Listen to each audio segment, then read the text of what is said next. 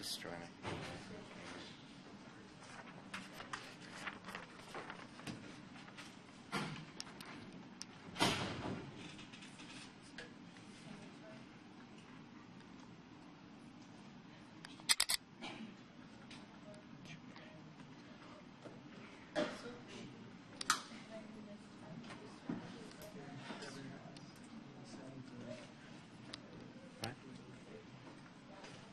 Oh.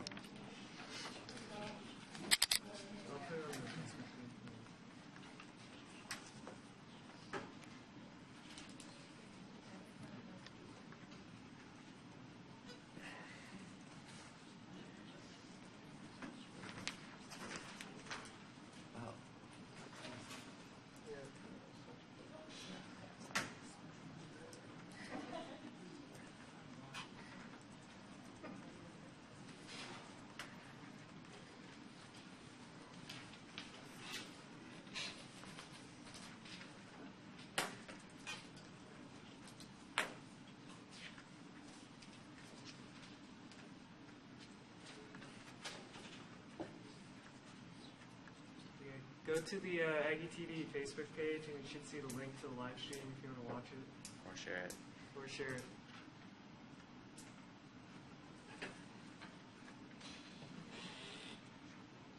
And there's a 30-second delay on the live stream, so don't be weirded out.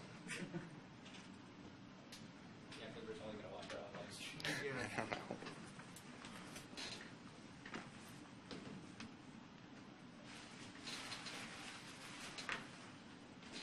Is it going on right now? Yeah. Yep. It's on the... You're on TV.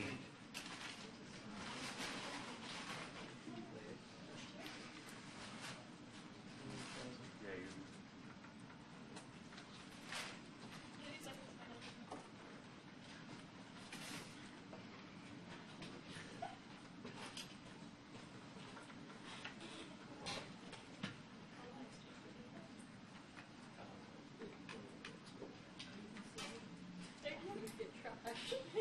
It's 30 seconds? 30-second delay. Is it 30 or 10? Yeah. Well, what are you guys seeing? Oh yeah, that's like, I just did that, so. So you move it. The audio. Oh, yeah. Yeah. It's, There's no sound, is there? there's the link. It is on It's on the, it's on Facebook.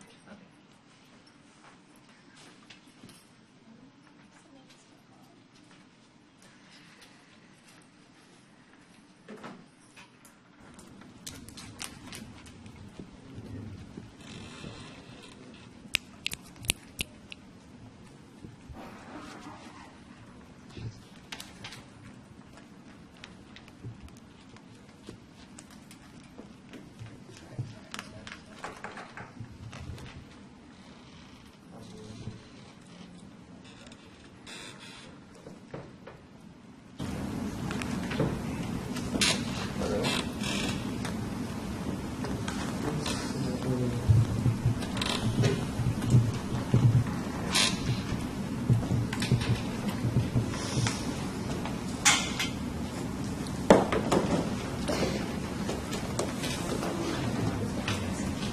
Okay. So, is there sound or is there not? No sound. Sound. Okay. I can know I have it muted.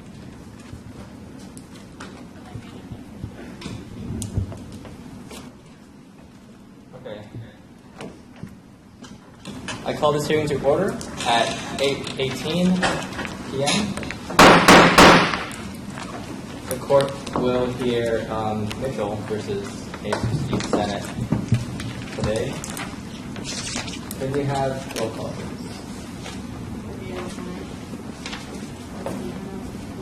Here. Here. Here.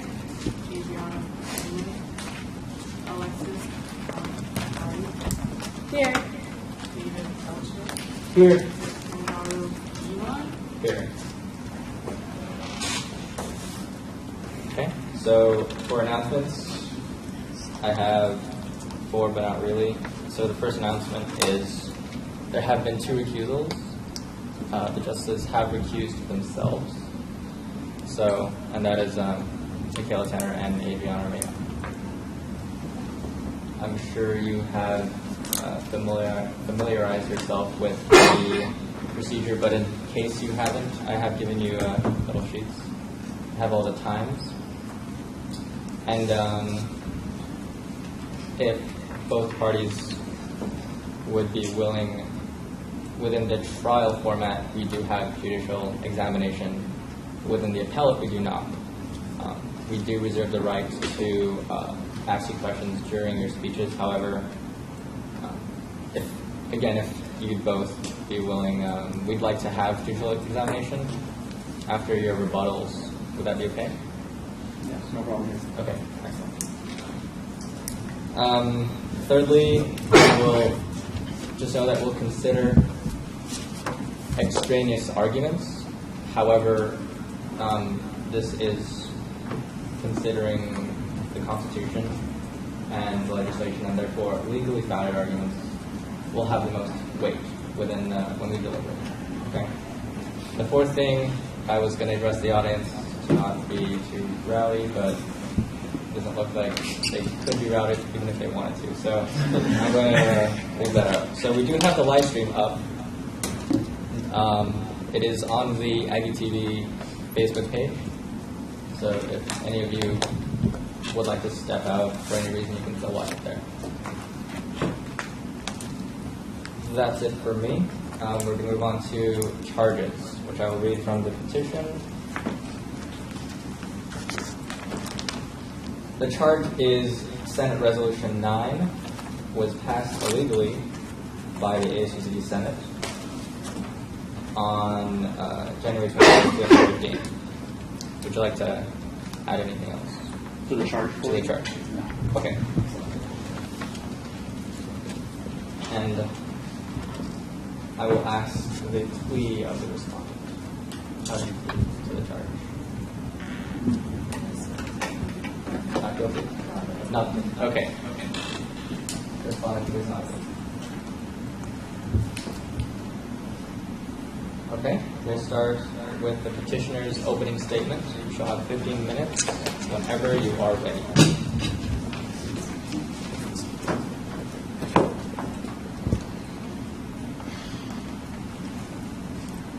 Honorable Justices of the Court, I am Petitioner Jonathan Mitchell, and I ask this Court to invalidate Senate Resolution Number 9. I am submitting at this time the following documents as part of the record in this petition: SR 9, the petition and its exhibits, the petitioner's brief, and the Court's precedents in ASUCD Court Case Number 17 are submitted as part of the official record of this proceeding. The ASUCD Senate is not permitted by the ASUCD Constitution to pass SR 9. The Constitution, as written, places a major limitation on the subject of Senate resolutions. Senate resolutions can only address matters concerning student welfare. SR 9 is not a matter of student welfare. Rather, SR 9 addressed a highly politicized issue that has no effect on student welfare whatsoever. There are political statements such as Israel's prolonged subjection of the occupied Palestinian population to military rule violates customary international law, and that Israel commits illegal occupation and international human rights violations. The ASUCD Constitution in Article 4, Section 1 states that Senate resolutions may only express the opinions of the ASUCD on matters concerning student welfare. In light of this restriction on its powers, passing SR 9 violated the ASUCD Constitution. I would like now to draw the Court's attention to their own precedent. ASUCD Court Case Number 17, Spurgeon v. Ponce, from 2000. In Spurgeon, the Court ruled on a very similar matter as the one before you now. The Court had ruled that a Senate resolution opposing a same-sex marriage ban was unconstitutional because it did not address student welfare. Even though a same-sex marriage ban could affect someone's personal welfare, in the words of the Court, a matter concerning student welfare at UC Davis if and only if students at UC Davis are going to be affected. The court also claimed the resolution doesn't actually do anything to protect the rights of students on campus. The court then declared which matters affect student welfare, which are the education, rights, safety, and resources of UC Davis students. The court found that a same-sex marriage ban did not affect the education, rights, safety, or resources of UCD students on campus, meaning the ban did not address student welfare. The Spurgeon Court made a bright-line distinction between matters that affect student education, rights, safety, and resources on campus, pillars under the umbrella of student welfare, and matters that do not. The ASUCD Constitution permits only Senate resolutions that affect student welfare. The Senate Resolution from Spurgeon and Senate Resolution number 9 both fail this test. SR 9 should be invalidated based on this argument alone. SR 9 asks the UC Regents not to invest in foreign named businesses. SR 9 does not affect the welfare of the student body. In addition, there are severe implications embedded in this resolution which the court must consider, namely, ASUCD picking sides on controversial political issues. We need to remember that ASUCD is here to represent all students. ASUCD is not here to take sides on a divisive and political issue between two groups, which diverts our attention from our core principle, to promote welfare for all students. SR 9 is a political resolution calling for political action. The resolution calls on a governmental body, the UC Regents, to alter their investment strategies so economic and political pressure can be applied to a foreign government. The divestment movement is part of a global campaign attempting to increase this economic and political pressure on Israel. The court in Spurgeon warned us about political resolutions like SR 9. The court said, when passing resolutions on political issues, the Senate is stepping into a gray area where the Senate publicly claims the full support of the entire student body, even when there is a minority viewpoint that should be represented. The Spurgeon Court told senators to consider whether a resolution actually affected the student welfare, or if it simply takes a political stance on a controversial issue. Senators were told to consider, does the ASUCD Senate even need to take a stance on an issue, or can it simply remain silent? Here, the Senate did not heed the warnings of the Spurgeon Court, and the Senate did not ask these tough questions when considering SR 9. SR 9 is nothing more than the Senate, in speaking for the entire ASUCD, taking a side on a highly political issue that has no relation to the student welfare. The Senate resolution in Spurgeon divided the student body, and that's what SR 9 is doing today. Thank you.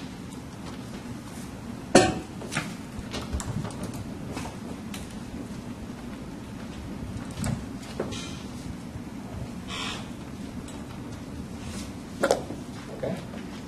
Respondent, opening comments. You have 10 minutes. Yeah, 15 minutes. Whenever you're ready. Honorable Justices of the Court. First, the petitioner argues that Senate Resolution 9 supersedes ASUCD's Senate legislative powers. The petitioner argues that UC Regents' investments and divestment from 4 corporations, G4S, Veolia, Raytheon, and Caterpillar, that are violating international law does not relate to student welfare at UC Davis. Although the resolution does not mention welfare explicitly, the nature of the resolution and its popular endorsement by a large number of student organizations is evidence to the fact that it directly impacts student welfare. The context of the resolution, as it mentions in the first 3 paragraphs, is the state of Israel's prolonged subjection of the occupied Palestinian population to military rule, while settlers colonizing the same territory enjoy full political and civil rights. This occupation violates binding international law, including UN Security Council Resolution 242, the 4th Geneva Convention, as well as an advisory opinion issued by the International Court of Justice.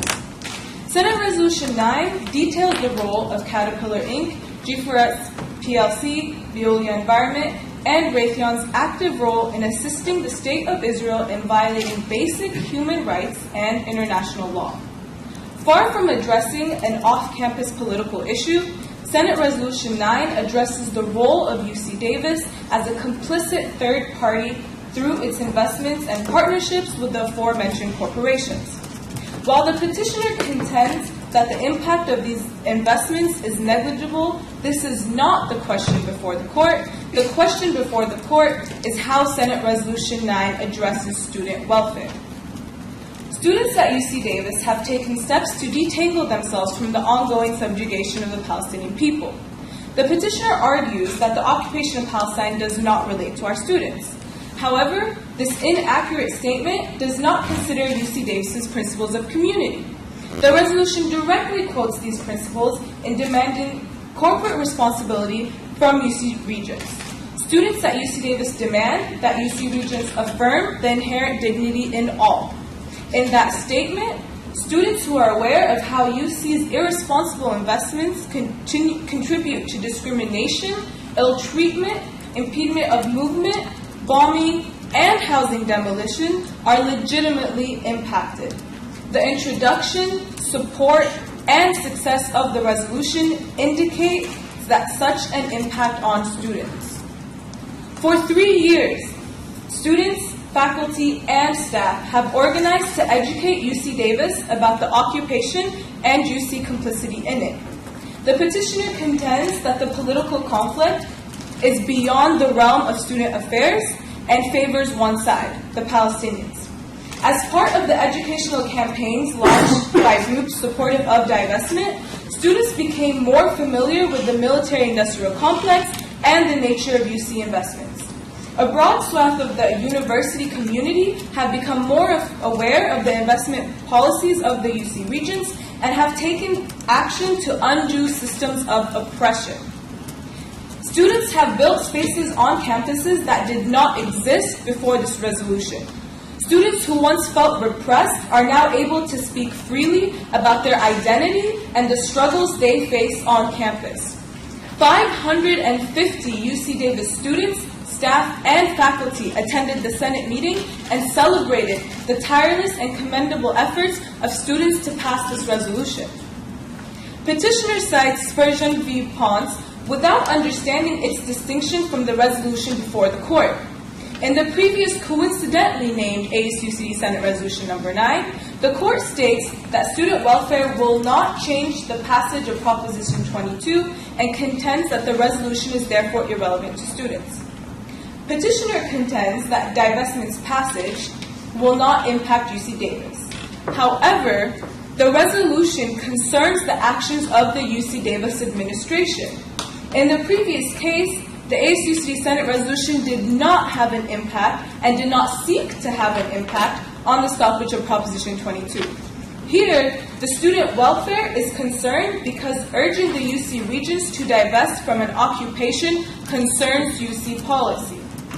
In Spurgeon and Mercy, the court rejected the previous ASUCD Senate resolution, saying it, quote, doesn't do anything to protect the rights of students on campus, end quote, and only expresses opposition to Proposition 22. This contrasts with the current ASUCD Senate Resolution Number 9, which not only condemns a political injustice, but also seeks to pressure the UC administration to take action. A major distinction, then, is that the resolution before the court does seek to protect the rights of students on campus by relieving them of their complicity in the demise of the people. Furthermore, in Spurgeon v. Ponce, the court stated that student welfare is concerned when a resolution pertains to the education, rights, safety, and resources of UC Davis students. Senate Resolution 9 most clearly pertains to the resources of UC Davis students. Currently, the UC administration is invested in both Caterpillar and Raytheon, both named in the resolution, as targets for divestment. As such, Senate Resolution 9 directly concerns the monetary resources of the University of California. And while petitioner may argue that there is no immediate effect on the financial portfolio of the university, past divestment campaigns, such as divestment targeting South Africa and divestment targeting Sudan, show the effectiveness of these resolutions having a real material effect on the resources of the university. No government, whether U.S. or Israel, is above student criticism. Students call for accountability, especially when their complicity is relevant to their student affairs.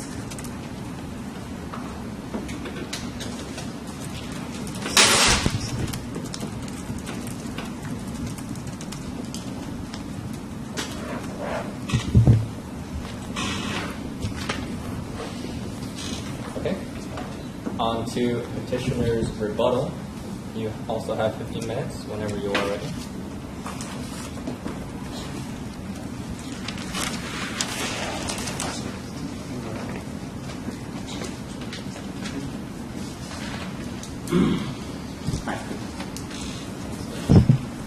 The respondents are dodging the question entirely.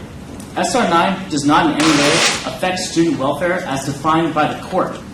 As a student, my rights, my access to campus resources, my access to education, and my safety on campus are unchanged by SR 9. The court must ask, how are UC Davis students better on campus by SR 9's passage? SR 9 does not have an impact on UC Davis students. UC Region investment policies do not impact UC Davis student welfare. She has proven my point that this is a political movement by citing the Fourth Geneva Convention, international law, and Israeli companies. So yeah,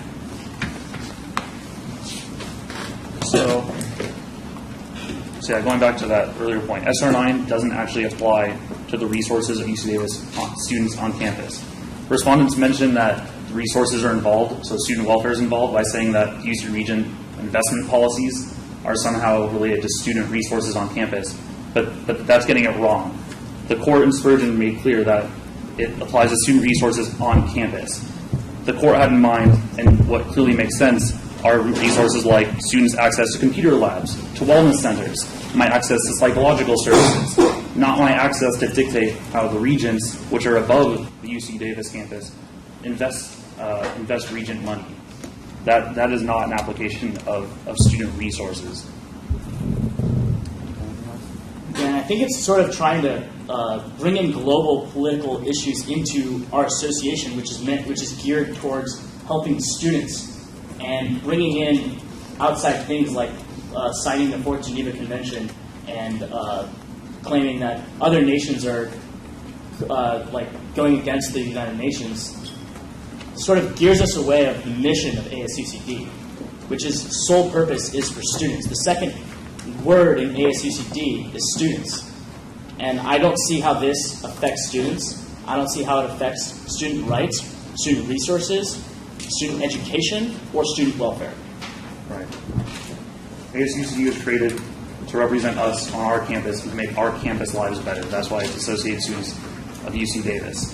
This is not a lobbying entity for a national movement.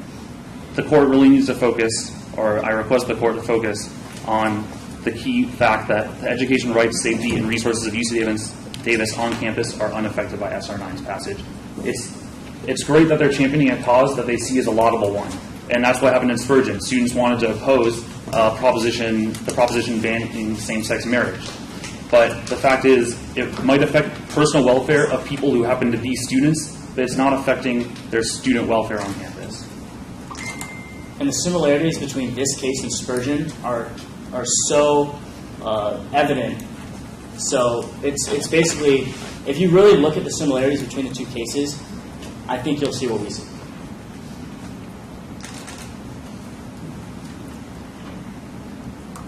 We welcome any questions from the bench, if there are any. I have a question. Where in case 17 do you see the definition of student resources that you provided? The reference to things like wellness centers, psychological services, and all that, or well, that's just the logical extension of what resources on campus would mean, because the court is referencing on-campus resources. So I think it's just stretched to say that UCOP or UC Regent investment policies apply to resources on campus. Where does it mention resources on campus? I just want to make sure I have the full line. Sure. Let me get that case.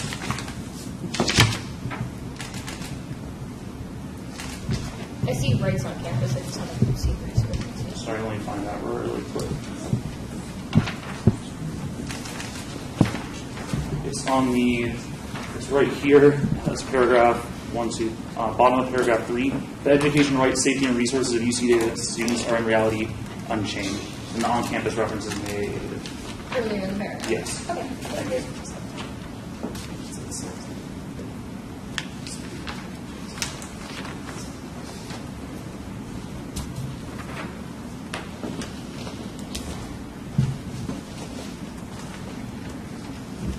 I also want to point out how she didn't address, or the respondent didn't address how the resolution wasn't political. She essentially said it is political.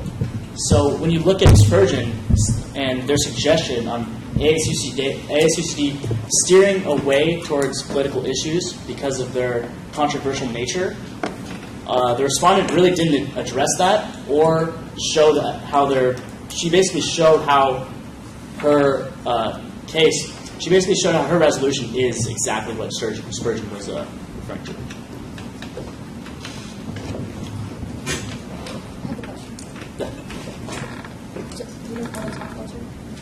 Yeah, I'll say the judicial examination. Okay, I'm just wondering, because you guys have said that this doesn't bring about any new resources on campus, it has no impact on campus. How do you respond to their point about how this resolution has led to new organizations on campus? I believe you guys said that, that's correct? If all the organizations on campus endorse Ron Paul for president, that's great, but the ASUCD can't endorse Ron Paul for president. What student organizations do should not have relation to what ASUCD does. We're a 501c3. We're supposed to represent all students. Student organizations are there to represent their own pocket of students. Oh, I agree. I'm not saying what the organizations originally proposed.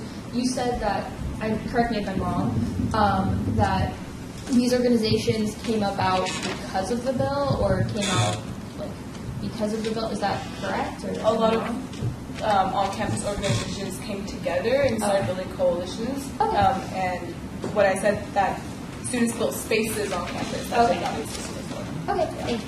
I also just want to address how, all organizations on campus weren't for this. Only certain organizations were for this. So it doesn't represent all of the organizations on campus.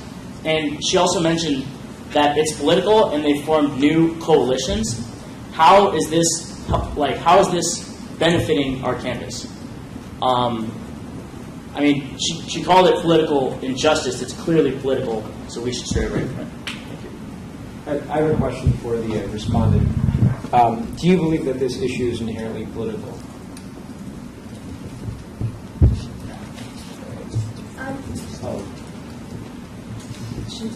Say that for. I'll say that for judicial examination. I have a question.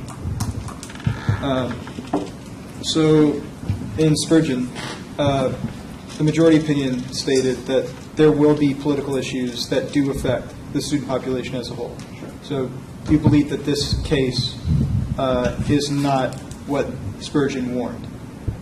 Not even close. Maybe if there was a united front from a serious majority of the student body and it was very clear that there was very, very little or no minority opinion and it was a political issue, then sure. And if it clearly benefited students, say there's a political movement, say there's a bill in Congress that wants to lower student tuition, that's a political issue, and I would not see a reason that ACC shouldn't oppose it based on just that, no further facts.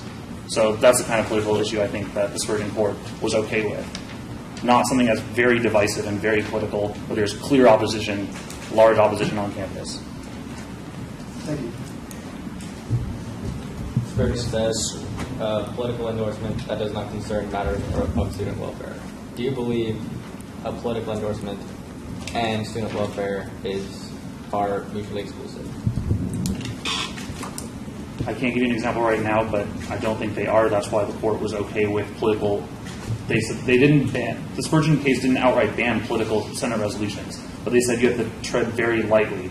So I believe there is some overlap. I couldn't give you an example right now. Could you repeat that question, please? Is political endorsement by the Senate mutually exclusive with student welfare?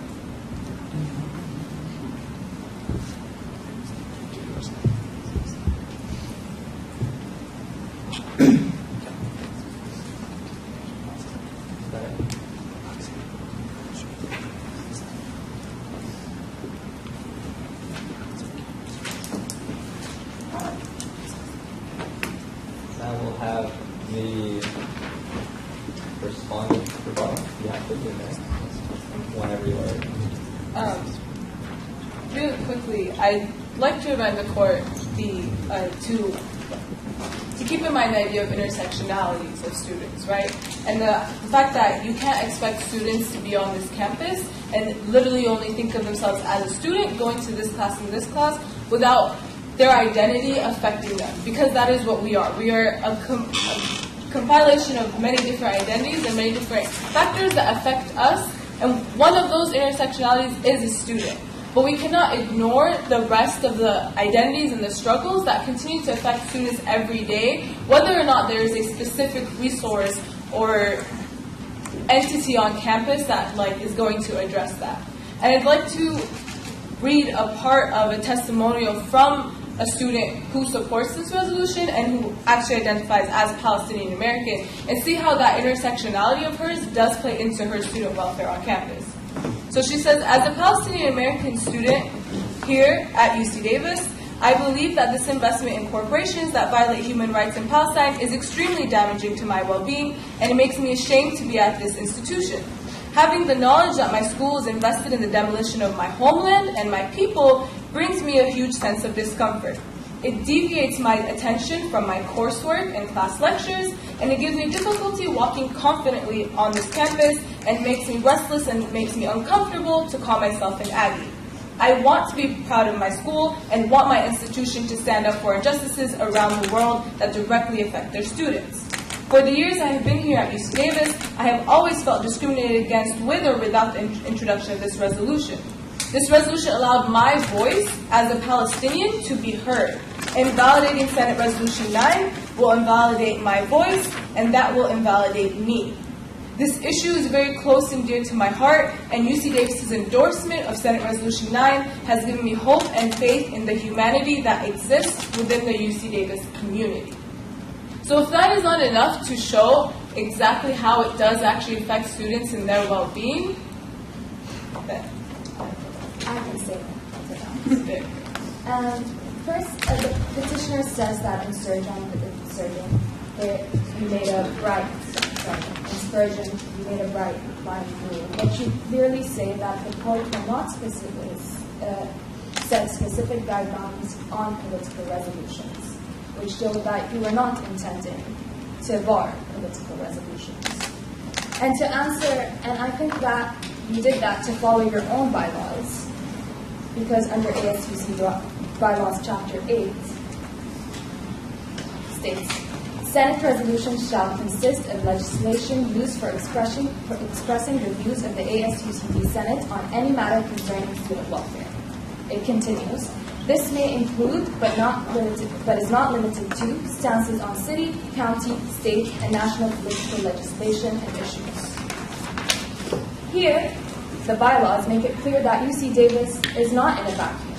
And as my co-respondent mentioned, there is intersectionality. Our investments are resources, and we can elaborate on that. Raython and G4S are part of our investment portfolios, and you can see that in your exhibits.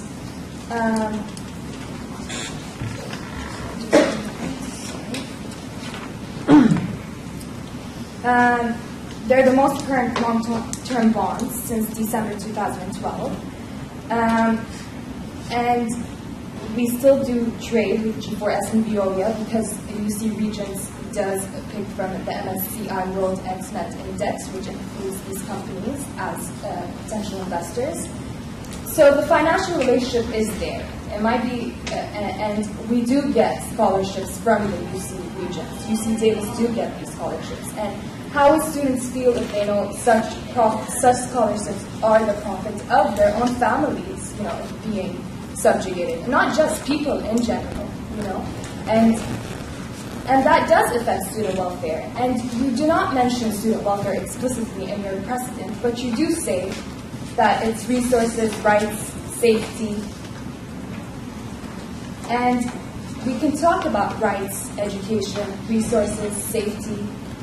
Many different groups endorsed this resolution that aren't Palestinians, and that showed that they became educated about this conflict that hasn't been spoken about. People started to exercise their rights to be heard.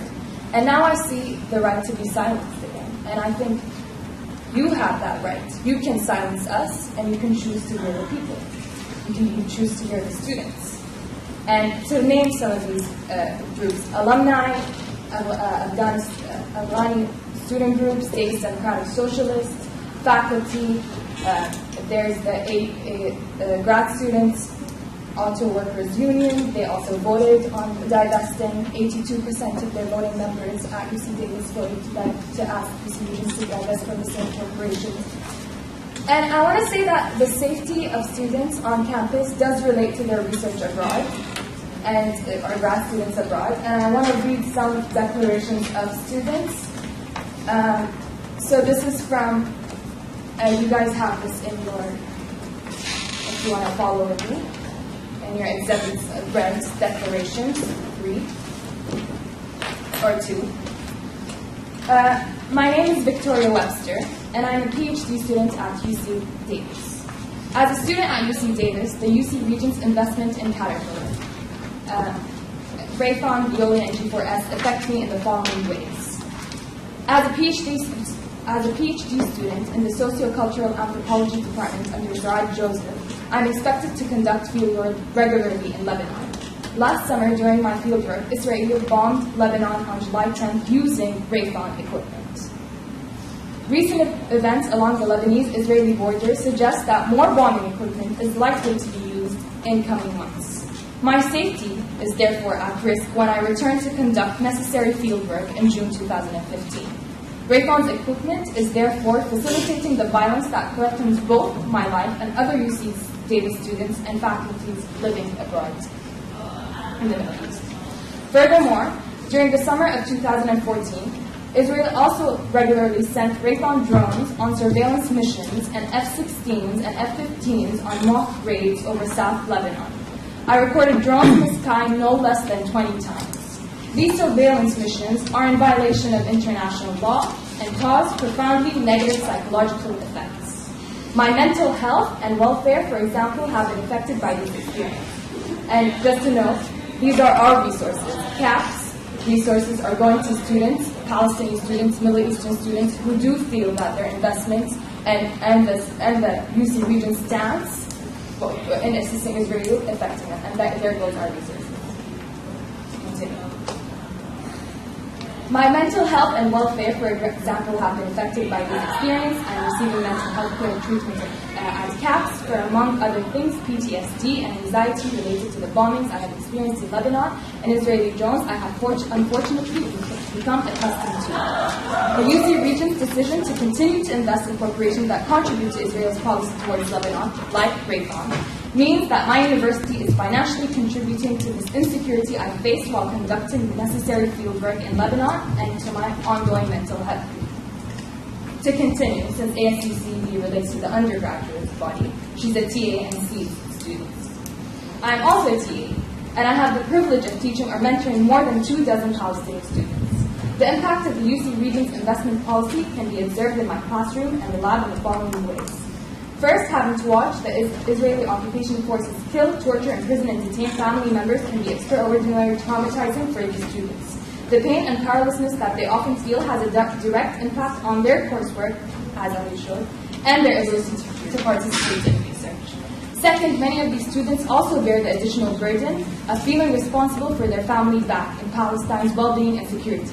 Being an educated and successful Palestinian in the diaspora brings with it a range of responsibilities and stresses, especially as it pertains to the family members still in Palestine, and these cannot be overestimated. One student's family village, for example, has been completely surrounded by separation barrier, built by Caterpillar and militarized by G4S, and her family has been cut off from their farmland. This particular student, therefore, feels that she is responsible for their economic well-being and for helping to provide a security future for them. And she goes on to talk about the politics, and I go on about going to Palestine and how this occupation does affect people's travel around. As she continues, I cannot overestimate the extent to which the trauma of the occupation of their country and being unable to do anything about it affects their schoolwork.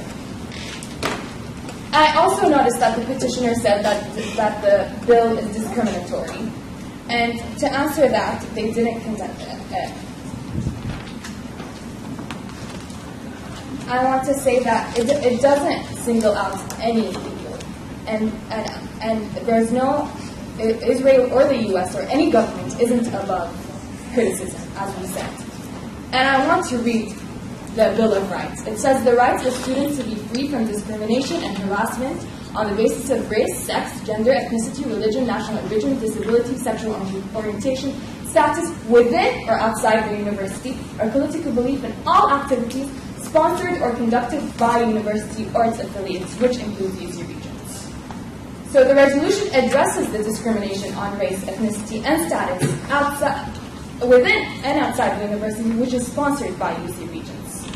The way UC students, a minority of UC students, because there are 550 people who supported the divestment, and it's been being introduced year after year to the success.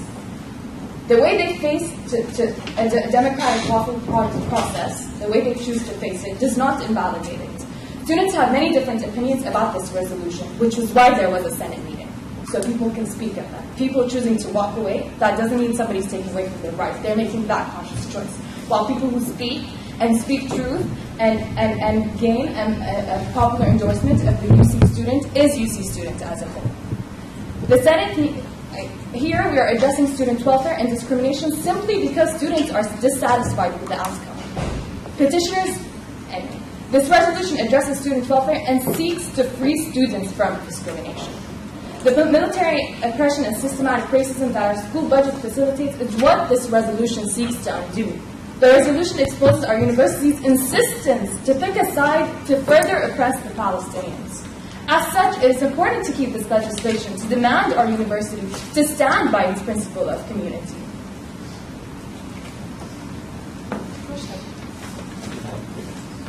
I'd also like to go back to the idea that ASUCD shouldn't take a stance on this, or it's beyond the realm of ASUCD. And coming from a senator who is sitting on this table who did vote yes, and I'm sure I can only speak for him, but I would like to say that the rest of us who voted yes agree that if ASUCD cannot take a stance on the rights of students to be heard, then they are entrenched in a maneuverable force beyond what the Constitution is supposed to do, which grants rights to students. And that invalidating a resolution of student voices on jurisdictional grounds cannot increase representation, it only reduces it. It cannot increase the role and impact of ASUCD membership, only stifles it. So if this is what we are worried about, of what ASUCD should be doing, and they should only be caring about student welfare, again, this is student welfare. The people's voices, students' voices being heard is student welfare, and that is exactly what ASUCD is supposed to be addressing.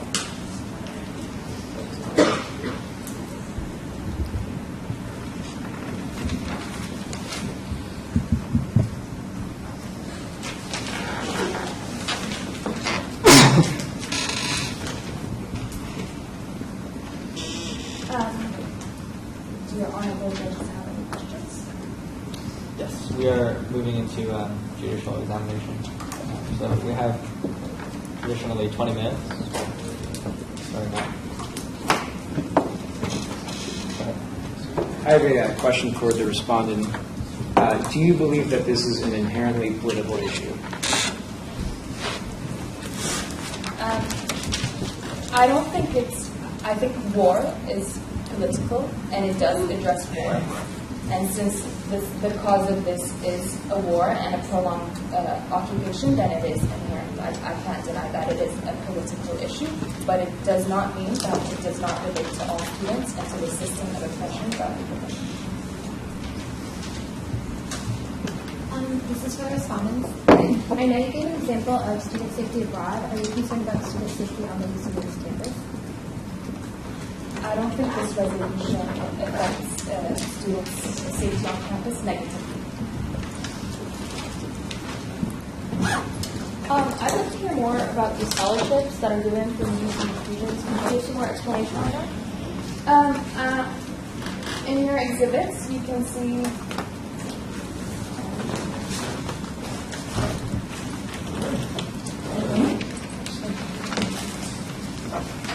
it's in the green. It's the last. We only have one, so.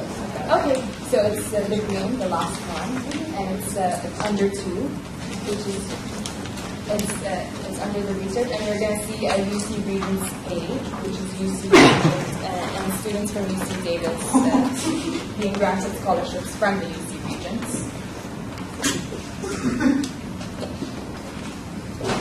Oh, okay. Thank you. I'd like to ask, just for clarification on my behalf, because I'm not the best with the economics of it. So the money that's invested into these companies and corporations that affect Palestine and Israel, do they actually somehow flow back into the money that's put into scholarships, possibly, or are they pretty much set within those corporations? So it's an investment portfolio. So the UC Regents allocates its funds to these investments, and then it profits from after the bond matures, it would get a profit, and the profit we're talking about is 4 points. And so it is possible that these scholarships are a result of that profit. Thank you. Yeah, I have a question. You guys read from the Constitution, I believe, about what the Constitution says about resolutions. Would you mind reading that again? It talks about the city, the county. So that's your the bylaws, The bylaws. Chapter 8 bylaws.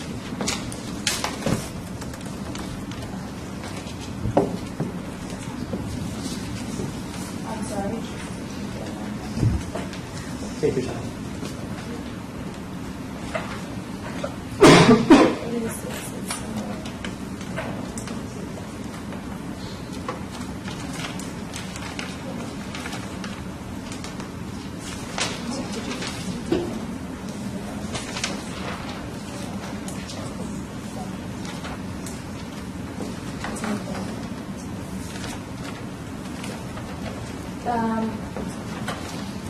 So the bylaws.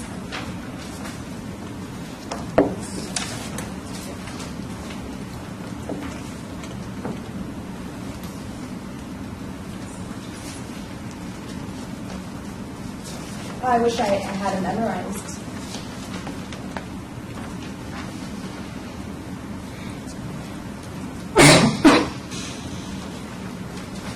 Well, one of you looks, could the other one answer questions, perhaps? Yeah, you can In the interest ask of time. Okay. Nothing? Okay. Oh, we found it. You want to? Everyone? Sorry.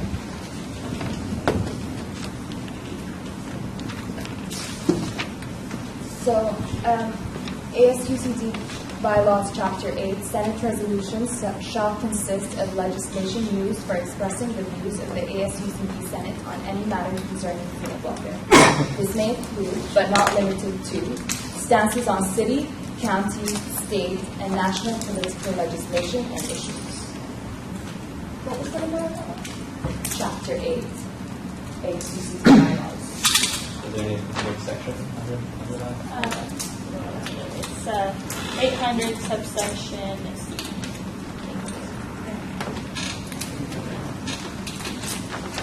Malcolm? This question is directed toward the respondent. So, actually, just to clarify, in your argument, you presented the fact that Raytheon Technology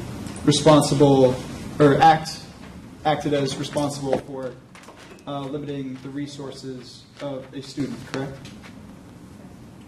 Okay, so let's say, for example, that the UC system was invested in Toyota. If I were to walk out of this room and be run over by a Toyota vehicle, then wouldn't that be limiting my ability as a student? In your example, yes. May I ask a follow-up question? It's your floor. So, to clarify, you are saying But that... Toyota didn't have the intention to do that, right? Well, this is me asking questions to you. This is not the other way around. I would like to clarify that. So, what I was going to follow up with is that you're stating that if a company produces products that are responsible for hurting the welfare of students, then that is not anything that the UC system should be involved with. I think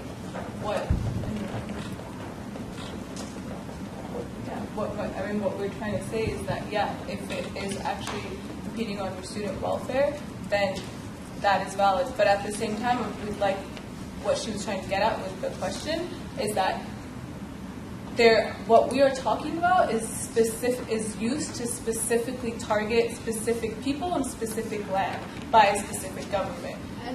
And when you're talking about these companies, if we can find facts that we can mention, as we do in this resolution, about what Caterpillar has done and what Raytheon in your question.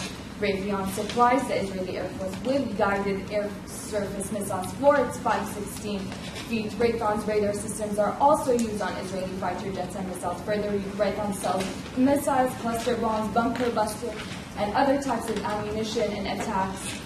And we know this for a fact. So if we do have enough facts and we see an intention of a corporation to kill our students or kill their well-being because it relates to their welfare, whether it's their safety, whether it's their family, whether it's their identity, then I will tell you, yes, we shouldn't put our money in it. And profiting off of the destruction of student welfare is different from accidentally doing it. That is going off of what he was saying, does Caterpillar have in their board meetings or whatever, do they have the specific agenda to subjugate Israel or Palestine? Does Raytheon have the agenda? Is it their intention to harm these people? Is it their intention to undermine your system?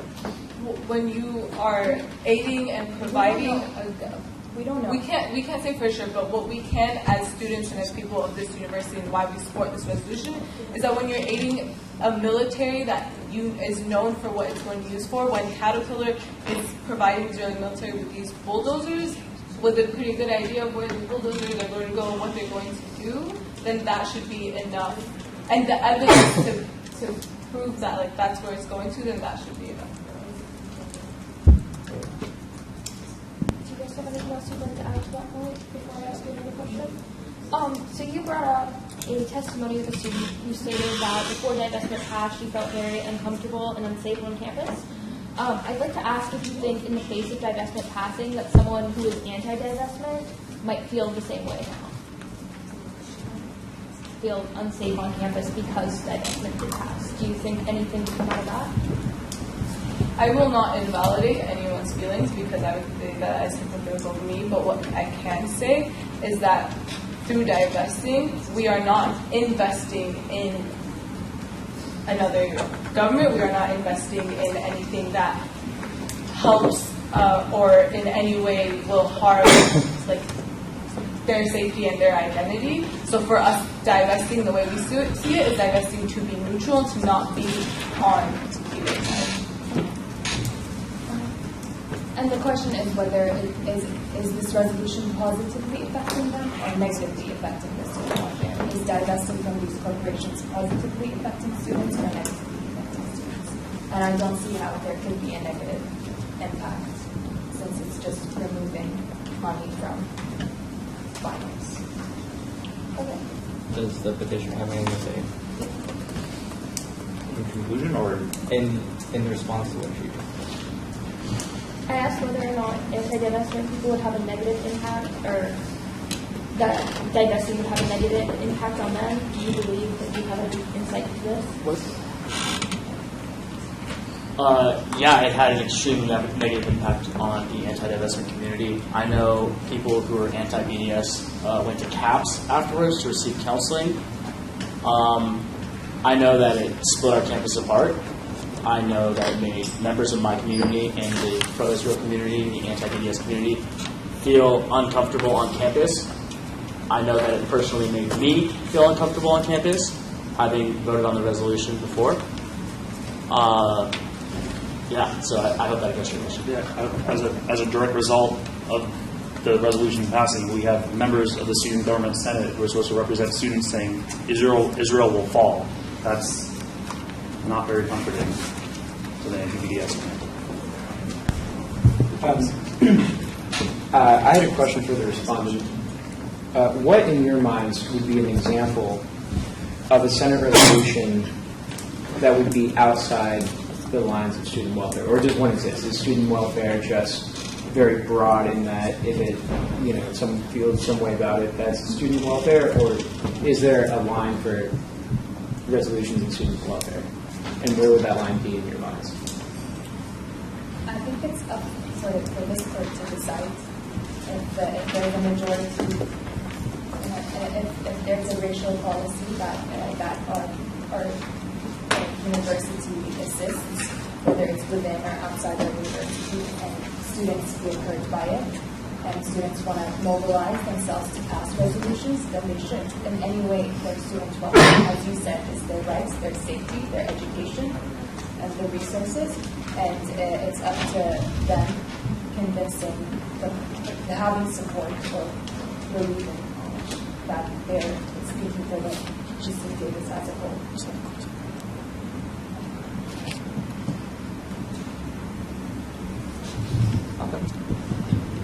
I would like to direct a question toward the petitioner. So, in the dissenting opinion of Spurgeon, it was pointed out, where it was argued that the court is tacitly endorsing a situation that is separate and unequal. So, first, do you believe that this situation, or that statement applies to this situation? And if it does, is it relevant toward to the welfare of students? What was the point that the dissent made? I'm sorry, the quote? Yeah, what was the quote that the dissent said? Okay. The quote is, "The court is tacitly endorsing a situation that is separate and unequal."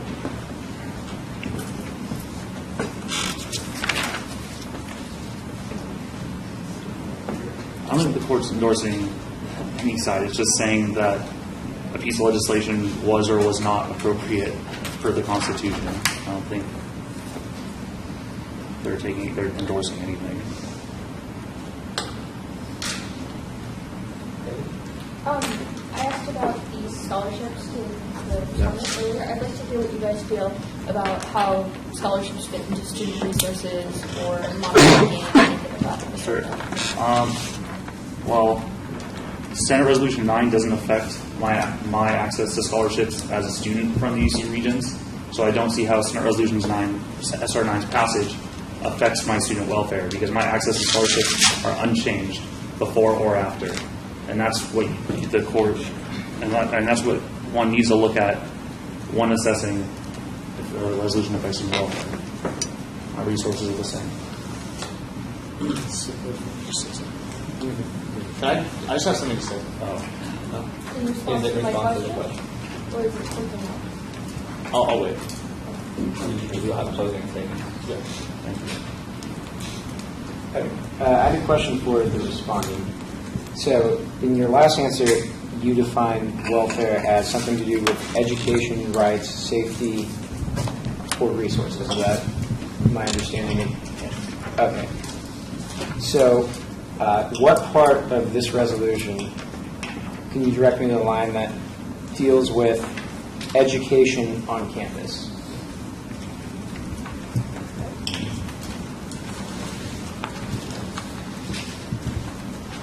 I think the resolution itself is educational.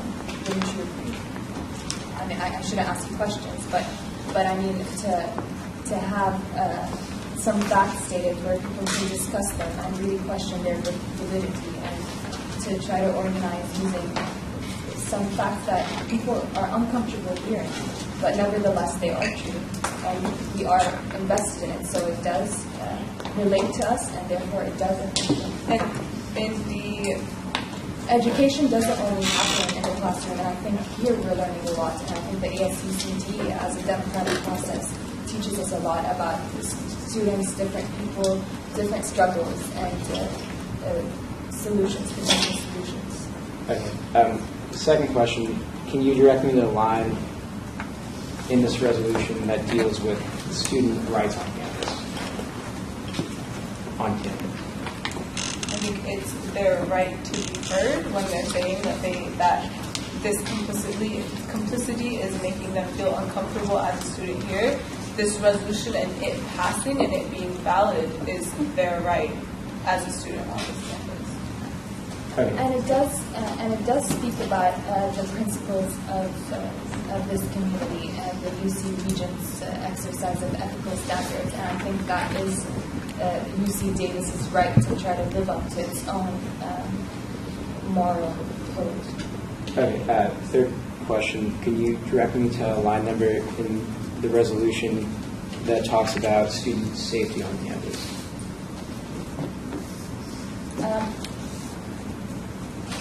It's no, but that's why we have that, and that's why we're reading evidence to show that safety on campus and being heard and your family and your well-being is part of your well-being, therefore affects your safety.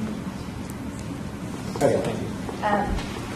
And just to clarify, student welfare was never defined as these four.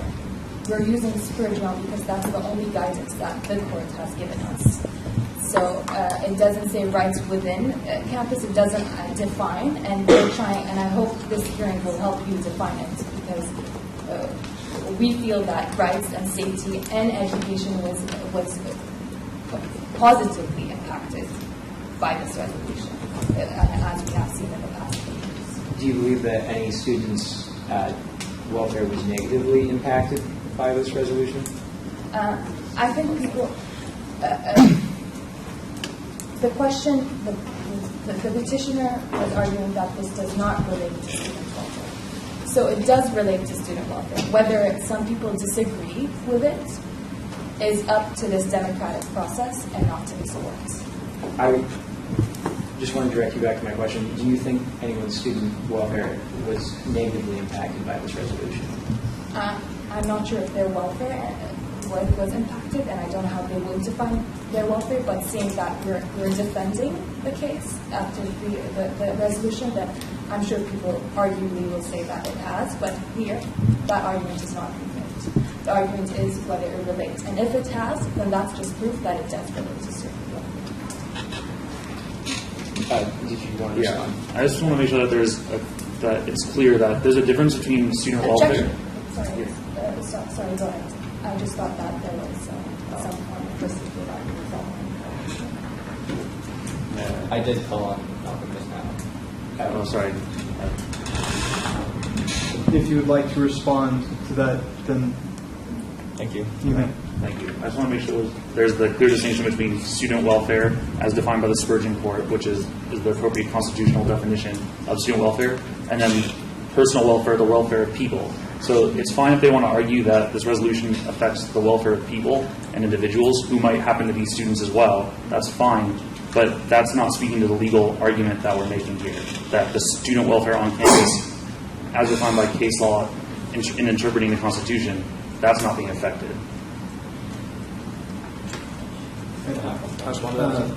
Did you want to? Yeah. So I might have felt uncomfortable when my welfare as a student was not affected. I think the respondents are clouding the issue. The question is of jurisdiction, not the merits of war or attacks in the Middle East or land disputes or all the terrible issues that arise with BDS. You can't debate the merits of BDS.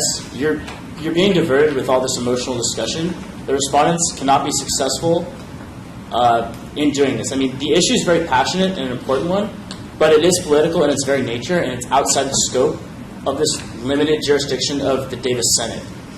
The respondents have acknowledged the political core of the resolution, and although they do not intend to, they have given the court what it needs to grant this appeal. The court must go back to Spurgeon and study its ruling, because the BDS resolution is, in fact, political. It is unlawful and must be overturned by the granting of this petition. The role of the court is not to debate the merits of the resolution. It is to look at the jurisdictional limits of the Constitution and see what the limitations are to the role of the senators, and to find that because this BDS resolution is wholly political, even though a byproduct may be some personal relief to a small group of students, it is unlawful and therefore other avenues for the proponents of BDS to make their argument and support their movement. The Senate is not the right forum. Before we move on, we are running out of time, so I could have a motion to accept. I motion to extend by 10 minutes. Second. Second. Motion passes. It was still my floor? Yes, it's yours. Okay. This question is directed toward the respondents. Earlier, you brought up the point that you believe that student welfare has been positively impacted. However, I'm going to ask, just for this question, for you to think about the welfare of students, meaning the safety and access to resources and academics, versus the personal welfare of people that happen to be students. So, on one hand, the resources, academics. On the other, the person, the personal feelings. Which do you believe was impacted positively and why? So from your question, I'm seeing that you're limiting student welfare to resources and academics. Not necessarily. I'm saying I'm Is that what you're separating the defining two. it? I'm And separating then the two. And then personal welfare is not related to student welfare. I did not say that. You just separated them. Do you mean that they're exclusive, or can I speak about student welfare, just student welfare? If I say fruit is apples and oranges, they're still fruit. Yes, I understand. Hypothetically, I'm sorry, I understand. if they're separated, I which was understand impacted? the question. I think, so resources and academics. I think academics has been impacted. Many more classes were introduced. There's a Faculty for Justice in Palestine that formed due to this campaign, seeing that students are interested. More course load has been introduced. Many TAs have been organizing and mobilizing their own students. So I do see that academics has been affected. Resources, as we said, this is more symbolic. So the resources won't, I mean, not symbolic in the sense that our investments won't be taken, it won't be, the investments won't be divested from in the passing of this immediately, but in the long run, it will have that impact. So it's not only symbolic if we choose to pass it, or keep it, since it has passed. And I think a huge part of it is personal welfare, and a huge part, but I don't see that it lessens the amount of academic positive contribution that this campaign has introduced on this campus. I would like to continue. So, you mentioned that courses were introduced. Were those courses introduced directly from the wording of SR9? SR9 isn't. SR9 has been introduced in different forms for the past 2 years. And the same students who were working on it are the same students who participated in the classes. So you want me to answer no, but there is an indirect no, as in a direct relationship, not this resolution's text, but the bigger context, very much so.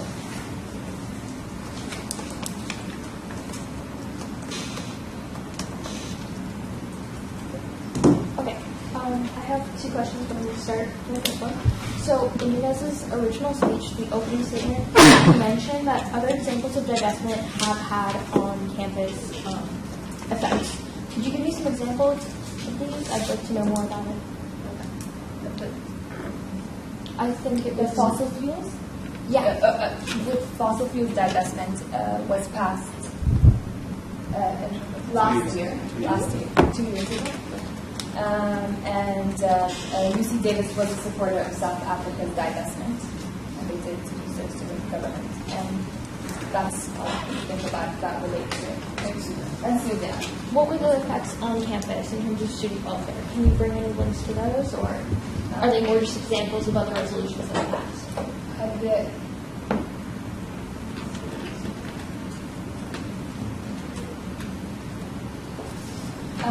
So some of the same effects of black students from South Africa, I'm sure had a very positive impact on this campus, as well as the students who joined the first level.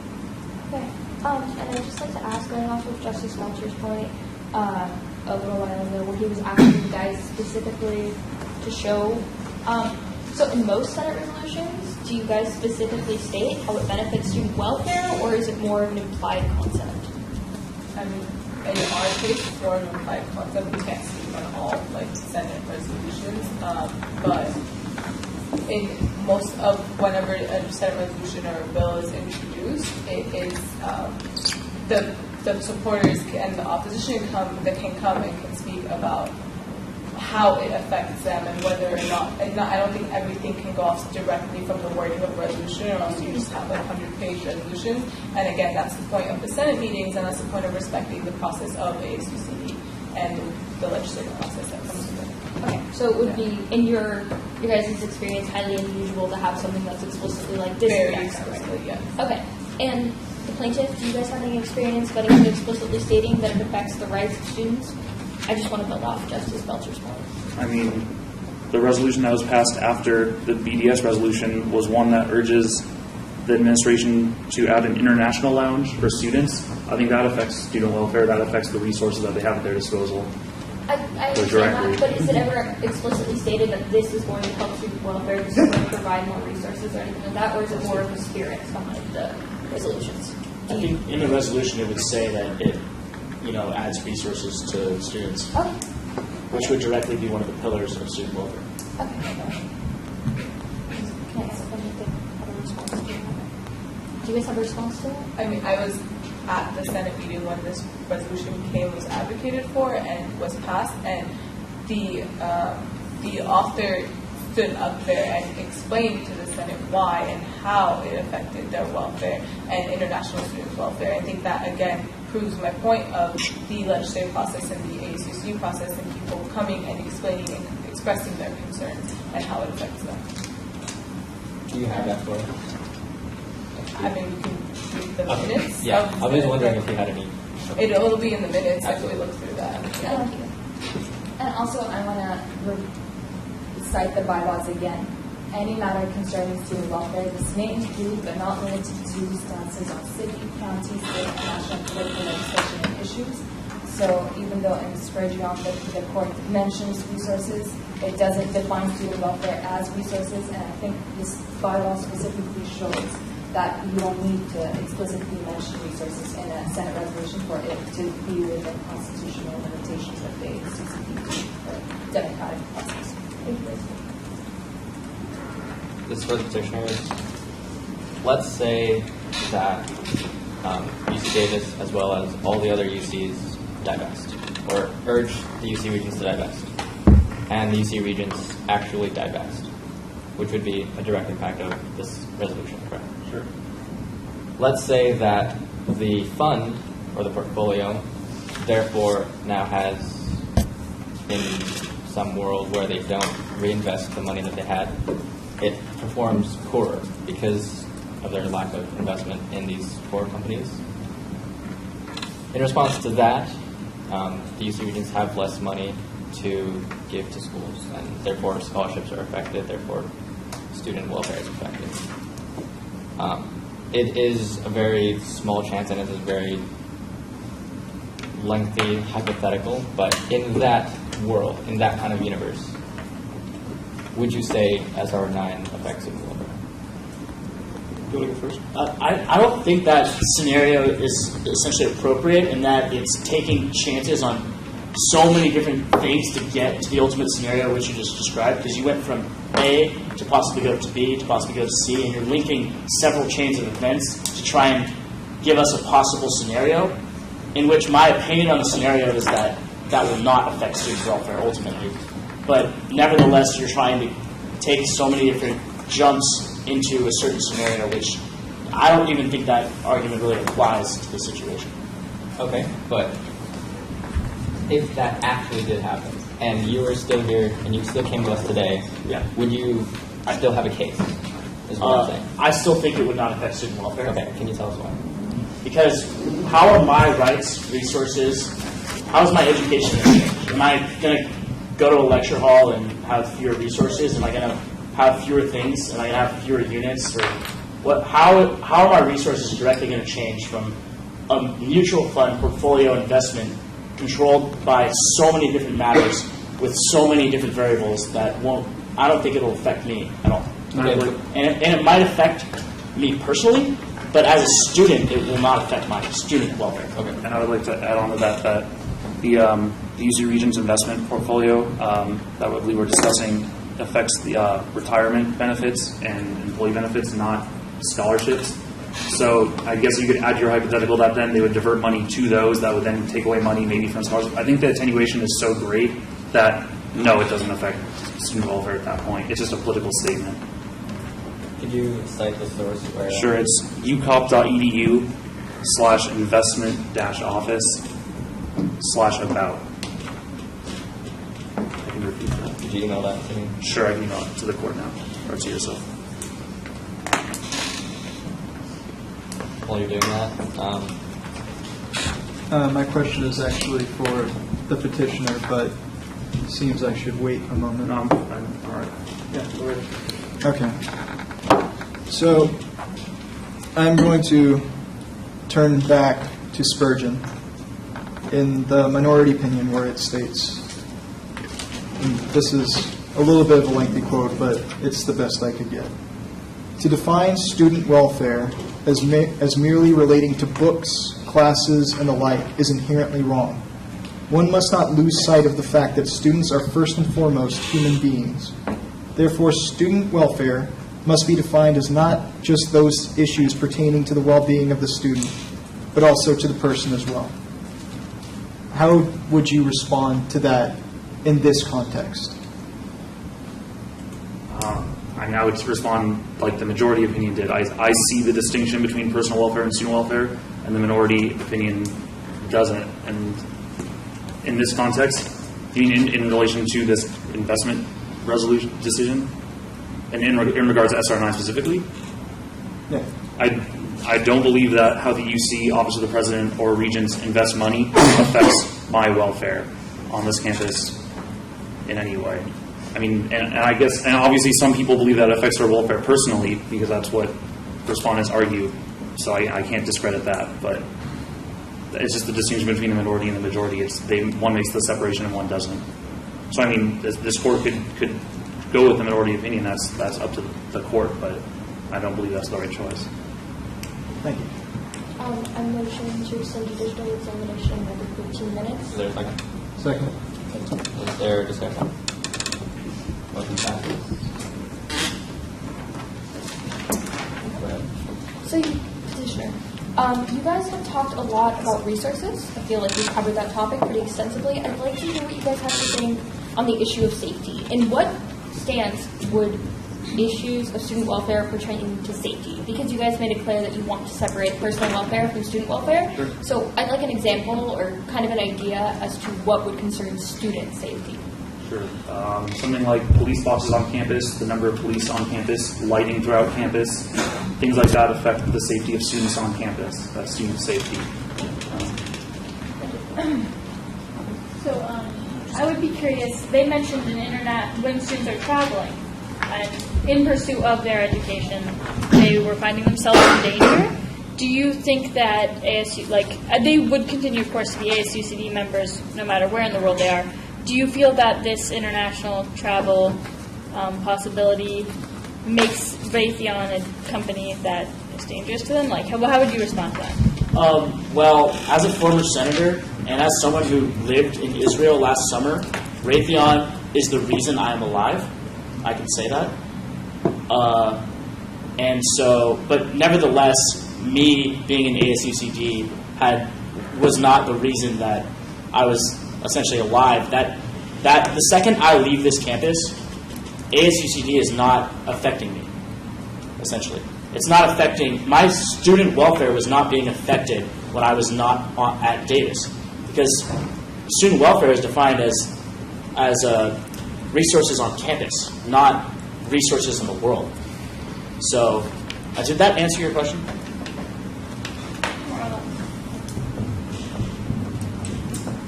To I'll ask you guys what you want to respond to it. I just wanted to ask a question. So you believe that you stop effectively being a student once you leave campus? Do I have that clear? Or No, I said that student resources are not. I'm not affected by student resources when I've left campus. Essentially, if I travel to Europe for the summer, student resources I'm not affected by the student resources at Davis if I'm in Europe. Right. The safety of the students, that would be, like, that's the separation of personal and campus. It's their personal safety might be changed hypothetically, even though I find that a stretch. But it might be personally affected. But their campus safety, their student safety, those things are unchanged by the resolution in any form. And I think this is a very clear distinction and a really good example of personal welfare versus student welfare. This is a student government. This is a student constitution. This is a student resolution that needs to apply to campus and to students, not personal, nothing outside of the realm of that. So you don't feel as if a student who has to go somewhere, like it's mandatory for their field work and their field of study, that their safety within that area that they have to go to for their education doesn't involve student resources? You feel that doesn't fall under these categories? Did I make that clear? I'm sorry, it's kind of choppy. I think in the context of the resolution, that point doesn't really apply in the context of this resolution. Maybe if I'm traveling to Bodega Bay to do a marine biology experiment, the resources at the UC Davis Center at Bodega Bay will be affected student resource welfare through student resources, but that's a UC Davis facility in Bodega Bay. So UC Davis does not require students to travel to the Middle East. So I don't see how that point. I understand the point, and it's really good that you brought it up, but I still disagree with it essentially. Okay. Did that answer your question? Yeah, it does. And you guys sounded like you wanted to respond a lot of it. These resources still limit student welfare, as we just showed in our example of people researching, traveling abroad, whether for their research or whether for their families. And students don't stop being students when they leave this campus. They contribute to this campus mostly when they leave and gather more information. And then our resources are related because we have student employees who do get a pension, who get retirement funds.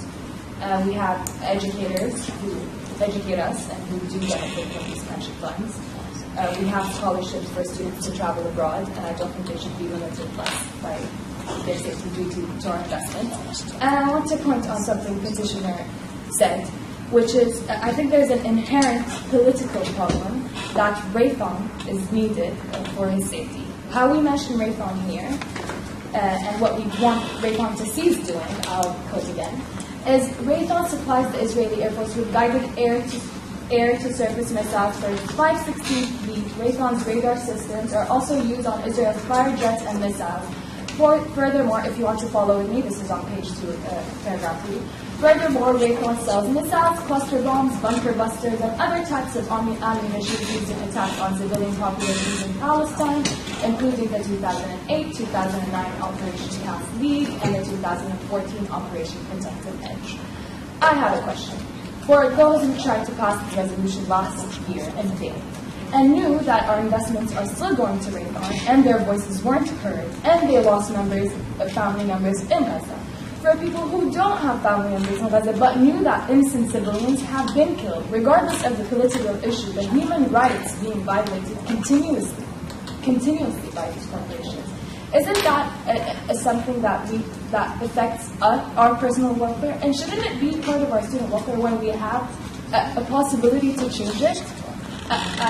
I mean, we can't solve the politics. It's sad. I'm not attacking Petitioner's point if he sees that Raython is necessary to protect his well-being. But I'm saying that there's an inherent problem in that, and we don't want us to be our funds, whether how tenuous the relation is, when we have control over our affiliates and our Bill of Rights tell us to not discriminate against a group of people, to continue to do that, and to stand in court and argue defensively when we're trying to live up by it. Thank you very much. Yeah. I just had a response to that. Clearly pointing out that my response is going to be political, because what was just discussed is political. You see how the forum has changed from the Constitution and the law to politics, to discussing about Raytheon, one of the United States' greatest defense contractors that tries to secure the liberty and freedom of the United States of America. I mean, it's political. I told you, my argument in response to that will be political, which is not the context for the court and the law. I mean, they can say a lot of things and they can appeal to your emotions, but the law is the law, and that's what we need to focus on here. I mean, I could say how Raytheon makes the technology for Iron Dome, so instead of me getting hit by a rocket, I saw the rocket blow up in the air firsthand. But nevertheless, they're straying the argument away from law, from constitutional bylaws, from what ASUCD, from the pillars of ASUCD, and bringing it into a political environment, trying to appeal to emotions. It's not, just because someone is upset about something doesn't mean that there needs to be a resolution for it to change student welfare, for it to try to impact student welfare when it doesn't. Thank you. I just want to say that I was quoting the Bill of Rights and the bylaws of this court and our laws as an ASUCD and student body. Although I'm speaking emotionally, I just think that I'm using that as an authority, and whether it aligns with our political or moral stance is irrelevant. Real fast. When answering questions, make sure you answer the question and not just go into another kind of argument. Okay. Not to you specifically, for everyone. Something? Yeah, I had a question for both sides. This actually comes from the Spurgeon decision. Do you believe that this resolution represents the views of the student population as a whole, or just one group? No, it doesn't represent my views, and it doesn't represent many communities on campus, which I'm very aware of. ASUCD is supposed to represent all the students. The second word is students. It implies that it represents all the students on campus, and if some students, many students, don't agree with an issue, then ASUCD can't effectively represent them. Okay. Your response? I think it is impossible for a specific resolution or bill passed by ASUCD to represent every single student and every single member of this university, but that is the reason that we have elected officials and ASUCD and the legislative process. And when you have 550 students, like I said earlier, come in support of this, when you have the list of student organizations and faculty and alum that you have in front of you in your exhibit, and when you have when you have the majority of Senate who was elected, pass it by 822, I think that should be enough evidence that this affects students, it affects a good amount of students for us to be heard and for them to be listened to. And that is the point and the reason we have an ASUCD. Yes. Okay, just directing you back to my question. The question was, does this stance reflect the views of the student population as a whole? Was that a no or a yes because the Senate is I didn't understand the answer. No, because we're defending it right now, which shows that no. And according to the process you have, this is the only way that you can represent the whole. And through it, then yes, the representation of the whole, this represents the whole according to the democratic process that ASUCD and the CTS have. And I'd like just to build off that, because I looked at that point. Asking the petitioner, you stated earlier, and you've made it clear that you feel as if this was a minority decision. You actually did say that this was a decision by the minority at some point. So what do you feel like would really represent all of ASUCD and every individual within the student body? Because obviously you're not satisfied with the Senate. Are you asking me what resolution I think that all of the students would be in favor of? No, according to our Constitution, we have a Senate bill. I'm not stating the constitutionality of the Senate bill right now on a different point. We have a Senate bill that technically was passed according to the Constitution, regardless of the constitutionality of the bill. You think that this was the minority and it doesn't represent all of ASUCD. So how do you think Senate or any organization could pass a bill that represents all of ASUCD. Do you think that's a feasible Sure. idea? There are bills that have passed unanimously. Mm-hmm. Do you have something to say? There's bills that have passed unanimously. There have been bills that didn't have, a huge lecture hall and basically a show to get this thing going. There have been bills that everyone has agreed on. There have been bills that didn't marginalize communities. There have been bills that everyone has been in favor of. Probably a bill to lower student fees, people would be in favor of. But a divisive political issue that represents just those who voted on it, and it might represent more than that. But do you have something? Yeah, I have a few things I'd like to clarify. But in any of those bills you've listed, you can't guarantee that every ASUCD member is satisfied or for the bill, correct? Are you saying that? I don't understand the question. You stated that this bill was not agreed upon by all ASUCD members. Yes.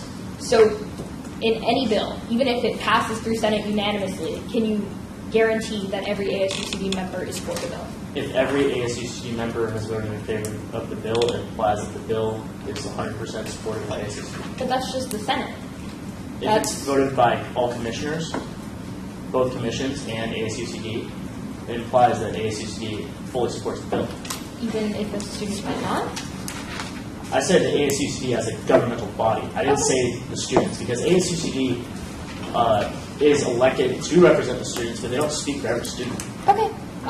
Thank you for clarifying that. That's very helpful. So, do you feel that any bill that isn't passed by every individual within the governmental body of ASUCD does not represent all of ASUCD then, and isn't effectively doing its job of representing the community? Well, we have to be careful because it's political issues that are the real problem that have this polarizing effect on the campus. So I think specifically to political resolutions, that's when you see a situation where the Senate might pass it, but you're definitely not representing a large segment of the student body, and that's where the Spurgeon report did say to tread very, very carefully in political issues. But you're right, you're never going to be able to have a resolution where every single student says yes. I will concede that's likely not going to happen. Okay. Thank you for answering that point. I just have one more point that I'm blanking on right now. Okay, I will give my time to someone else and come back to it, but first I'd like to motion, because our time is almost up, motion to extend time by 15 minutes. Second. The second discussion? Sorry about this, you guys. Seeing none, motion passes.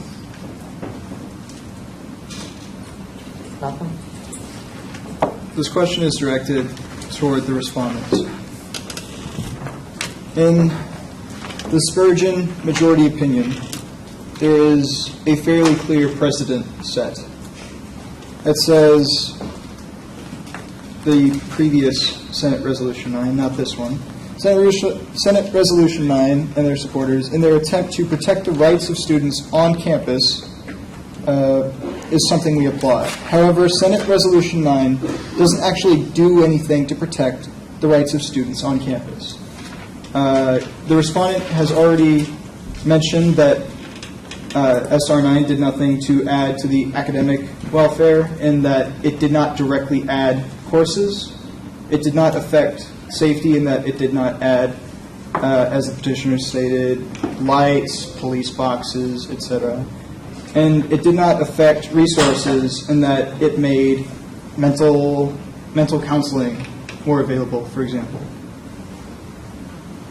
What did Senate Resolution 9, this one, do that you believe that warrants us overturning this precedent set by Spurgeon? I don't think supporting this resolution necessitates overturning the previous stance of the court in Spurgeon, because here our resources are involved.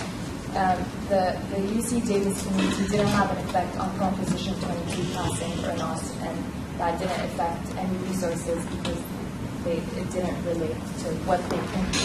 Your students are seeking to take action.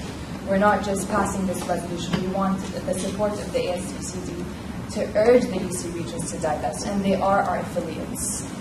So there is a much closer connection to what we can do with this resolution going forward and what it has built on this campus. And also, like, I really would like us to stray away from the idea that academic, like, learning or adding to academic experience of a student is necessarily what they read in the textbook or what they hear in a lecture, but what they get from being educated about certain issues that do affect us all as people that live in this country. That is what is important. But at the same time, if you do want like specific seminars or classwork, and if that is the only form of academia that this association is going to respect, then we are offering this. The Faculty for Justice in Palestine, who did come about from the divestment conversation that has happened for the past 3 years on the campus, is thinking about offering a seminar next quarter. And so there are ways that, like, just because they don't fit specifically into traditional ways of thinking of academia or safety, that doesn't mean that it doesn't affect student welfare in that aspect. But I would like to clarify. Can I, sorry. I would like to clarify. And I would like a yes or no answer, because on both sides, I'm not pointing out, but there have been tangents upon tangents, and there has been no clear answer when certain questions have been asked. So I would like a yes or no answer for this. Has Senate Resolution 9 added anything to academics, student resources such as mental well-being, and safety such as lights and police boxes? Has it done any of that? I want to remind you that the resolution passed 2 weeks ago. And In its wording, no, did it contain no, anything? No. Your answer is no. Okay. Okay.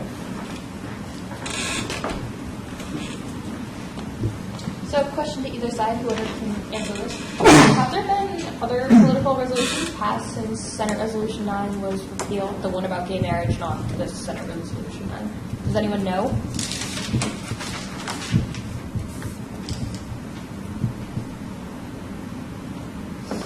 I know when it did not pass, if you would like to know about that. I don't really care about that, honestly. If it would be easier. Fossil fuels resolution, Islamophobia resolution. That's what we mentioned. And those have passed for years. Yes. And the Islamophobia resolution, I'd like to hear what did that entail? If you guys you feel like you can answer better instead of relaying the information, that's okay too.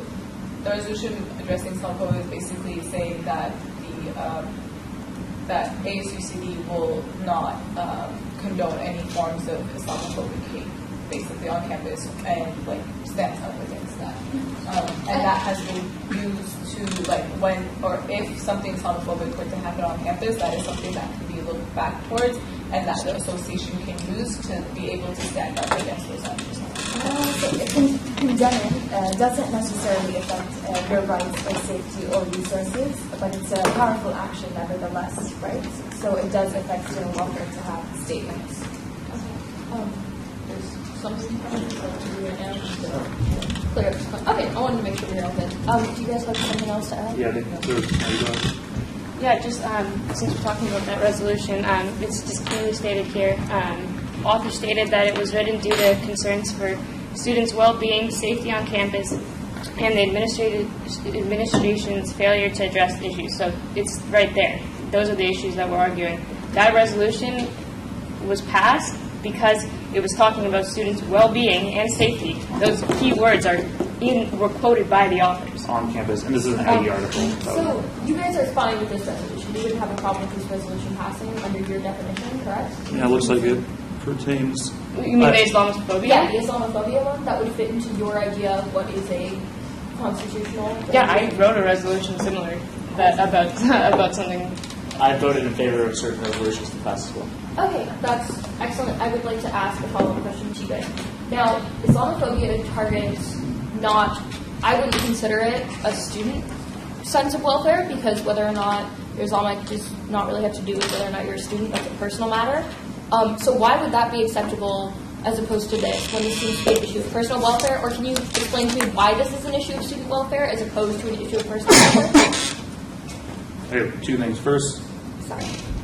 No problem. So first, it looks like this resolution is specifically to, like here, this quote from the authors is requiring, says that this resolution was made for the safety on campus for, I guess, Islamic students on campus. But two, I don't want to discuss the constitutionality of other bills at this, because we haven't had time to assess the bills, look into their backgrounds. If there is a chance that other resolutions in the past, since the response 2001, have passed that are unconstitutional, and I guess that's a discussion for another time. But Also, that bill was brought about due to different things that were happening on campus at the time, including statements that were made by faculty, different students. That's why that bill was drafted in the first place. You know, I was on Ethnic and Cultural Affairs Committee. Thank you for that insight. So do you feel that, or I guess you didn't answer it. I guess you guys can answer too. I just feel like if you were on the commission or whatever, do you feel that divestment wasn't a hot topic on campus then? Or because it seems like Islamophobia was something that was being discussed because of its prominence on campus. Do you feel like divestment didn't receive that same attention, or wasn't as important within the context of being discussed on campus? well, the Islamophobia resolution might have specifically addressed student welfare rights, safety on campus, whereas BDS resolutions, the two that have failed and the current one, do not. Okay, thank you for that clarification. Do you guys want to respond? Yeah, the fossil fuels resolution doesn't mention safety or resources or rights, and it's very similar to our resolution, and it passed. It's speaking of the UC regents, and it's urging the UC regents to divest from corporations that are violating international law and environmental law. Are you guys going to say that you haven't checked the constitutionality of that one, and that's why you guys don't want to go into it? Yes, and if it is unconstitutional, the Senate passing illegal things in the past doesn't give them a right to then follow suit and continue illegal action indefinitely. Okay, cool. Petitioner is assuming the constitutionality on your behalf. That's okay. We'll take that into account. Thank you. That's why I asked before letting you guys go. I'm done with my train of thought right now. Okay. My question is directed toward the respondents. So, it has been mentioned from your part that the previous SR9 as found in Spurgeon couldn't actually do anything. That it was just the spirit of condemnation, if I'm remembering correctly. But you say that the current SR9 that we're discussing has the potential to do something as well. However, all SR9 does is urge the UC regents to divest. And from my perspective, old SR9 urged the California legislature not to pass Prop 22. So we have two cases where SR9 is urging something and there is no clear outcome. So why is the current SR9 different from the previous SR9? As we mentioned, resources, our UC Davis resources are related to the UC regents, and action are the UC regents represents us as students, and the UCSA. Well, and also the passing of this resolution, the 882, allowed our UCSA representative to also vote yes on behalf of UC Davis in that meeting for divestment. And that is the next step, and then the next step would be the regions. So us making the statement and saying that that is what we are urging our regions to do is exactly the steps that we need to follow to have a direct impact and make the UC regions reevaluate their investment portfolio. Does the petitioner have a response to that, or no? I would just like to point out that Regent investments do go to scholarships, allowing UC Davis to reduce or lower tuition. So it's not just the time. Apparently, it goes to scholarships as well. But that doesn't apply.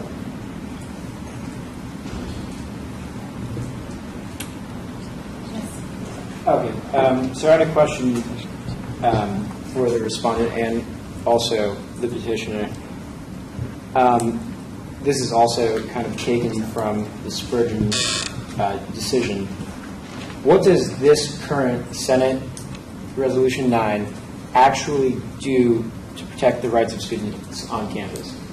Is there a tangible effect, or is it kind of more of the, it will allow us to talk to the representative from UC Davis doesn't talk to the regions? Is that the tangible effect that will be protecting the rights of students on campus? No, the resolution, I mean, implicitly, the rights are the rights to be heard and the right to be silenced. So whether this is going to pass, and then on a greater level, then I guess, yes, it's more of divesting from corporations that affect their safety. But at the same time, it reassured students of their right to be heard by their association, the legislative process that we have to be a part of as students here, and the people that students elect, and it is elections week, and that people that students elect to be their representatives, it reassured them that their voice, which is a right, can be heard and will be heard and will be validated by people. And that is why that by trying to invalidate that, this resolution is going back and invalidating the right of their voices to be heard, or that the fact that their voices should be heard. I also want to add to that. The rights of students, of Palestinian activists, really expanded throughout this campaign. Like there was pressure nationally to equate any kind of criticism of Israeli policy with anti-Semitism, and because of this campaign, because of people's principled and clear distinction between condemning foreign policies and military policies from the misinterpreted attack of a religious group was able to be detangled so people can exercise their First Amendment rights. And many lawyers and many groups, outside groups, brought attention, our university brought attention to these groups to help these students voice themselves and exercise their rights that are not only limited to their rights as students, but their constitutional rights to speech. Okay, same question to the petitioner. What does this current SR 9 actually do to protect the rights of students on campus? Or do you see any tangible effects? No, it doesn't affect students' rights on campus whatsoever. It's telling UCOP and the regents how to invest their money. It's not even our money anymore once we pay it to the regents. Directing that to the petitioner is right? Oh, well, I was asking both, like, Yeah, about the tangible effects. It's sort of argument. But there's, never mind. I'm going to motion to accept that. Before we do that, okay. So, discussion? I didn't hear a second. Yes, I would like to do I'll second it, but I would Okay. like to have a discussion. Excellent. Okay. And that is, it's not just Justice Belcher's comment recently that's been argumentative. I think a lot of the comments I'm hearing are either going in circles, asking the same questions over and over, or are pretty argumentative, which is valid for justices, but is best saved for deliberation. So I think that we've gotten about as much information as we're going to get out of these questions that we repeat over and over. And at this point, it seems to me that there are a lot of arguments rather than actual inquiry. Okay. I was just going to agree with fellow justice. I agree. I mean, I still have a few questions that I'd like clarified, but they're not like super pressing matters. Then perhaps could I motion for a 5-minute extension, after which we will return to the appellate hearing format? We can always end early too. We don't have to go to the full 15 minutes. Okay. Well, Fine. I mean, if you want to do 5 minutes, I'm fine with that. I'd like to motion for 5 minutes. I'll second that. Or I'll withdraw my motion. There you go. Thank you. Okay, second discussion on the 5-minute. Seeing none, motion passes. We have 5 minutes further. All right. Cool. I just have a quick question I'd like to know more about. I have some information, but I'm not the most informed. Do people run on pro/anti-divestment campaigns when they're running for Senate? Either side? Just give me a yes or no. Or is it prominent? Anyone know? I think sometimes it's clear what people support when they're running based on who they get their support from, what groups they reach out to, what groups they don't reach out to. But nobody's going to have a divestment as their platform, essentially. Thank you. Do you guys agree with that? Do you have any other opinion on the matter?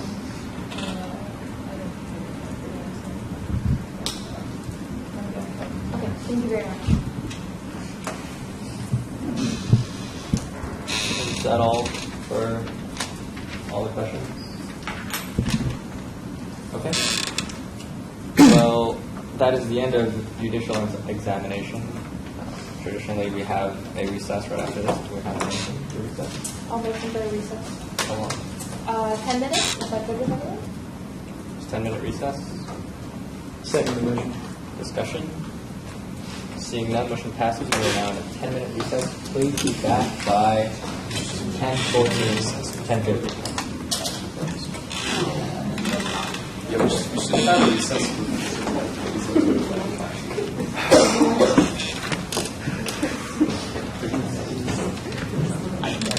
I'm so tired.